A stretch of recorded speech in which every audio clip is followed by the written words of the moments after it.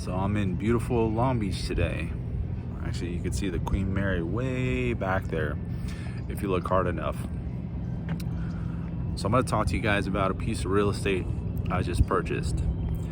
Purchased a home in October 2022, and I'm trying to evict an uncooperative occupant at the moment.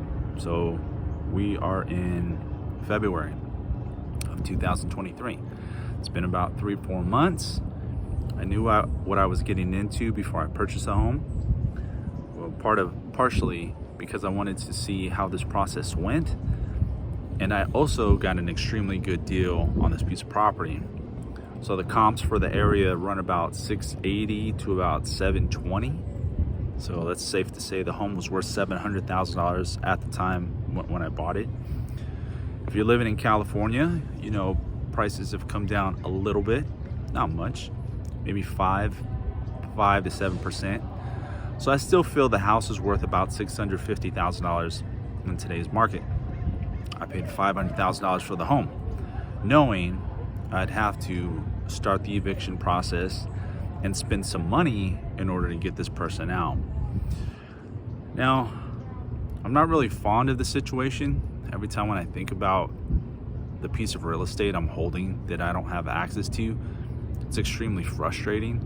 But at the end of the day, I have attorneys who should be doing what they're supposed to be doing, and I gotta trust their ability to facilitate this process.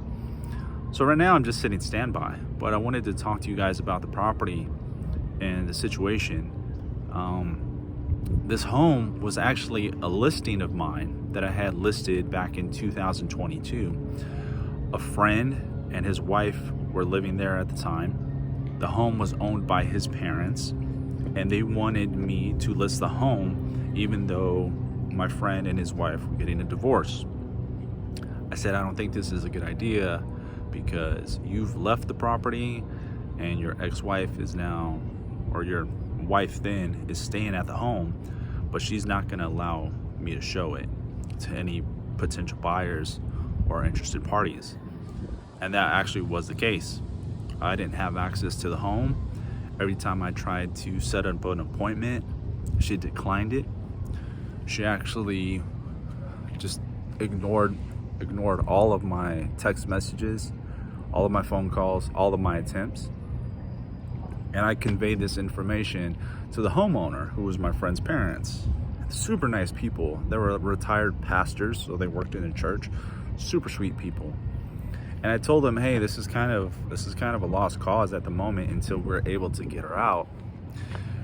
The situation is, she had 2 kids living in the home, still has 2 kids living in the home.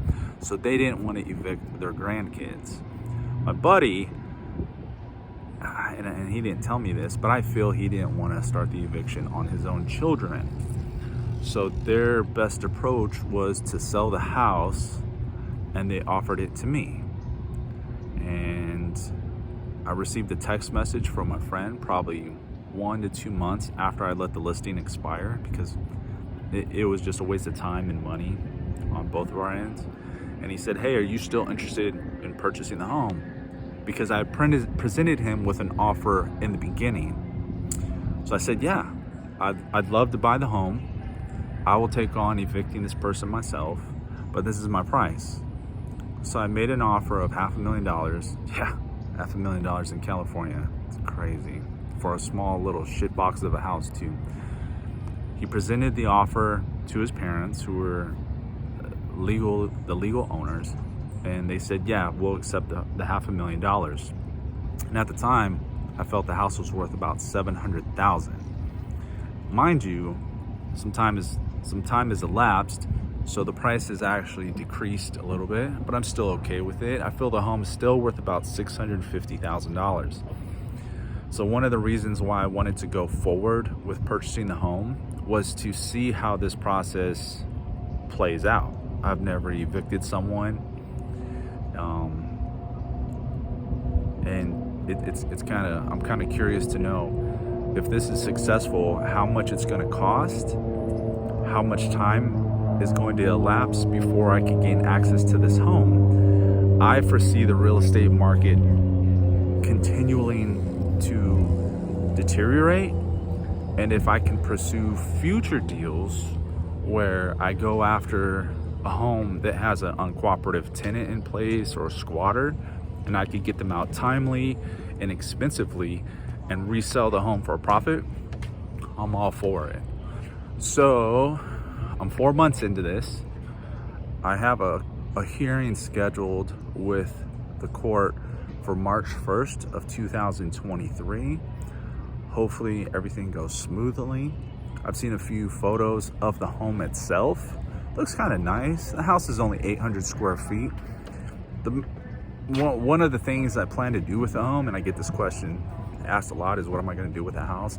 Honestly, I still don't know, because at the end of the day, it's going to depend on how much money I have invested in this home and how much time. But I'm strongly considering turning it into an Airbnb, and I live there. I live there the days it's not rented out or leased. I'd prefer not to lease it again, because in California, the court system favors occupants over the homeowner, and I don't want to deal with another eviction. It's just pissing me off. Oh, there's like a duck down there. I don't know if you can see it. It's hard to see. But I don't want to deal with another eviction. It's just frustrating. And I'm sure there's a lot of people out there going through this eviction process, because stupid state of California have all these moratoriums in place to prevent homeowners from evicting tenants who are taking advantage of the system due to COVID regulations. It's so stupid. Anyhow, I want to go in there, rehab the home, but like real quick rehab, just to make it livable, and short-term lease it.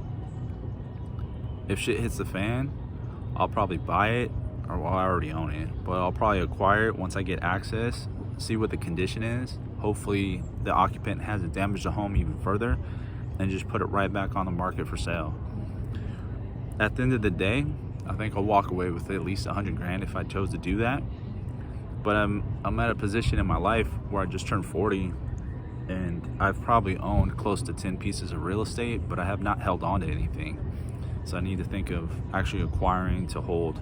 And because we're going into a depreciating market and prices are going to be more favorable, I'm going to try and purchase at least 2 properties a year, like some sort of rental income. And I'm going to try and avoid staying in California. I want to look in other states to see where I can just put my money. But that's where we're at. A lot of you guys had questions as far as like what the deal is. Is she out? Is she packing? Like, who is she? I'm gonna answer all your questions in another video, but I just wanted to get one video up because I have legitimately been procrastinating, and I couldn't figure out why. And I think a lot of it is just fielding the comments. So I talked to my sister. I was like, hey, if you field all the comments and statements from everybody, I'll just generate content, and you deal with engaging with people, because it's not my strong suit. So that's that. Coming to you from beautiful Long Beach. Long Beach kind of has my heart. I lived here for a short period of time. I'm trying to actually move back to the city. So, I mean, who doesn't want to live by the beach, right? It's fucking beautiful. Fish here all the time. And the summer is beautiful. Right here, it's a little overcast. But, you know, what do you expect? SoCal. Gotta take the good with the bad. So, please like this. Share it if you know someone who's also dealing with an eviction. Be happy to answer any questions you guys have. My sister will forward them to me. But I'm a licensed real estate agent. Been licensed for 16 years in California. I held a license in good standing. Currently flip property, work with buyers, sellers. If you have any real estate related comments or questions regarding the SoCal, please let me know. Do my best to help you out. And we'll see you on the next one. Thanks.